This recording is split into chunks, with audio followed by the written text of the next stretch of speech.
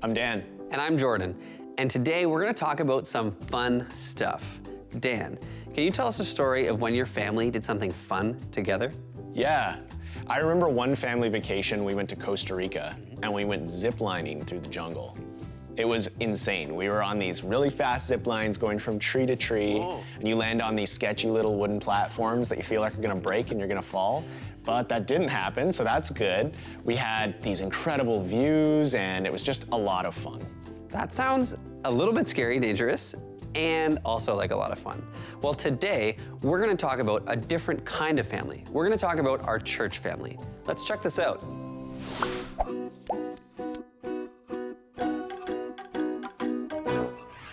Welcome to Deep Questions That Nobody Cares About. Today's question, if your vacuum is broken, can you say it sucks? Thoughts? Hey everyone, it is Aaron. It is great to be with you. A few years ago, when I was in university, I went to an on-campus Christian group. And when I got there, it actually surprised me quite a bit. There were so many different people from different ages, from different walks of life, different races, different genders, all these kinds of things, but we were all there together for the same reason, to just hang out together, to learn what it means to follow Jesus, to live in community. Now I share this quick story because that was a moment where I realized in my life that when we follow Jesus, when we come together for that common thing, we're just part of a bigger community. And that's today's big idea, that following Jesus means we are a part of one church family. This is our final week in the series, and today we're gonna be looking at the church, that family that we have all around us that are serving Jesus together, and we're wild and weird, and there's a lot of different people going on, but that's a great thing.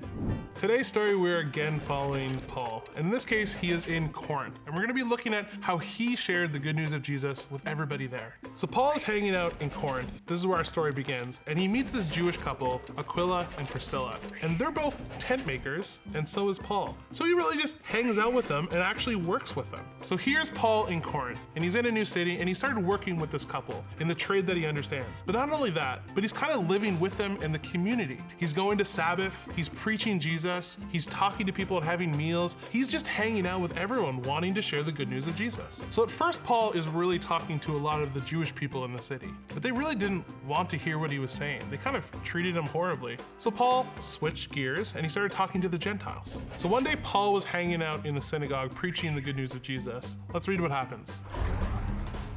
Then he left and went to the home of Titius Justus, a Gentile who worshiped God and lived next door to the synagogue. Crispus, the leader of the synagogue, and everyone in his household believed in the Lord. Many others in Corinth also heard Paul, became believers, and were baptized. See, Titius was a Gentile and Crispus was a Jew. And what that meant in that time is they kind of avoid each other. The Gentiles and the Jews wanted nothing to do with each other. But here we have this beautiful story where now that these two guys wanted to become Christians, they're now part of one big family. So these two just serve as examples of what is going on in Corinth. We have Gentiles and Paul is preaching to them, and we have Jewish people and Paul is preaching to them as well. And lots of people are becoming followers of Jesus. And they're creating this new thing that we call church. This new one big family that it doesn't matter where you came from before, you're now part of it together. And the cool part is the church that you and I belong to when we decide to follow Jesus is the same church back then. It's a group, it's a big family that expands history, it expands cultures, it expands everything. If you decide to follow Jesus, immediately there you become a part of this one church family. And how cool is that? It means you're no longer in this alone, but we get to do this together. And that's today's big idea, and it's kind of the big idea for the rest of our lives. I've enjoyed hanging out with you this series. See you later. When Paul was treated badly by fellow Jews, he didn't let that get him down. He moved on. He befriended others who enjoyed his company. Yeah, sometimes we can overthink it when relationships don't work out. But Paul showed us here that we can find new friendships and new community. For sure. Let's check out this story of Andrea and a bunch of her friends on how they found Christian communities.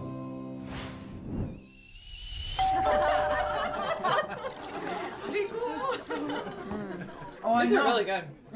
The first time that I went to home church, this person opens the door, and I'm assuming there will be a full home church of people, and there was only 2 other leaders because no one else showed up. First time I went to home church, I was super nervous about it, and then I finally worked up the courage to go, knocked on the door, and it turns out that they actually canceled home church that week. But I didn't get the memo because I was new. And then I came back the next week, and I showed up just as half of the group was leaving for this compassion event. So the home church leader encouraged me to come with them, or she said, you can stay here and wait for the rest of the group to show up. So I decided to, of course, sit in a stranger's apartment for what felt like hours, and I waited for people to show up. Why did you keep coming back, though? I guess I just felt like I really needed to stick with it. I knew that I wanted to grow in my faith, and I knew that community was a big part of that. So I just kept on coming back, even though it was a little bit challenging at first. Wow, that's awesome. I think for me, I was like, oh my gosh, I'm missing so much just from, only going on a Sunday morning.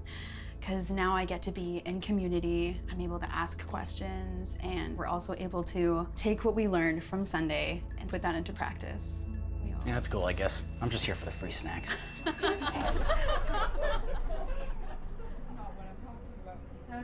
Sometimes it's really hard for me to believe I've only been a part of this home church for 4 years. It feels like I've known these people for a long time, and some of them are now my closest friends. There's something about this group that just allows us to go deeper and have more honest relationships than I've ever experienced before. It's not just a Bible study, and it's more than just hanging out with friends. This is my home church, and this is the community that I've always been looking for.